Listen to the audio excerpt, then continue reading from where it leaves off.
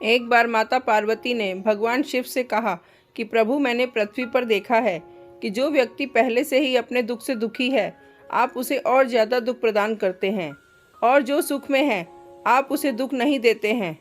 भगवान ने इस बात को समझाने के लिए माता पार्वती को धरती पर चलने के लिए कहा, और दोनों ने इंसानी रूप में पति पत्नी का रूप लिया और एक गांव के पास डेरा जमाया। शाम के समय भगवान ने माता पार्वती से कहा कि हम मनुष्य रूप में यहाँ आए हैं, इसलिए यहाँ के नियमों का पालन करते हुए हमें यहाँ भोजन करना होगा।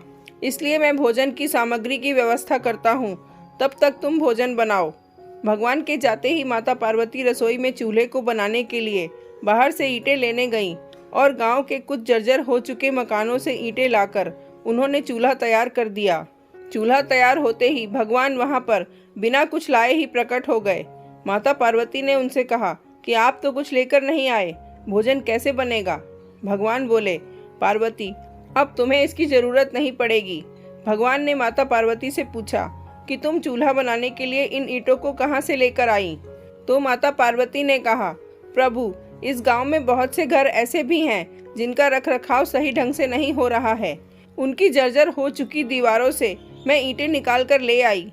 भगवान ने फिर कहा, जो घर पहले से खराब थे तुमने उन्हें और खराब कर दिया। तुम उन सही घरों की दीवार से भी तो ईंटें ला सकती थी। माता पार्वती बोली, प्रभु, उन घरों में रहने वाले लोगों ने उनका रखरखाव बहुत सही तरीके से किया है और वो घर सुंदर भी लग रहे हैं। ऐसे में उनकी सुंदरता को बिगाड़ना उचित नहीं होता। भगवान बोले, पार्वती, यही तुम्हारे द्वारा पूछे गए प्रश्न का उत्तर है। जिन लोगों ने अपने घर का रखरखाव अच्छी तरह से किया है, यानी सही कर्मों से अपने जीवन को सुंदर बना रखा है, उन लोगों को दुख कैसे हो सकता है? मनुष्य के जीवन में जो भी सुखी है वो अपने कर्मों के द्वारा सुखी है, और जो दुखी है वो अपने कर्मों के द्वारा ही दुखी है। इसलिए हर एक मनुष्य को अपने जीवन में ऐसे ही कर्म करने चाहिए कि जिससे इतनी खूबसूरत व मजबूत इमारत खड़ी हो कि कभी भी कोई भी उसकी एक ईंट भी निकालने ना पाए। जय भोलेनाथ।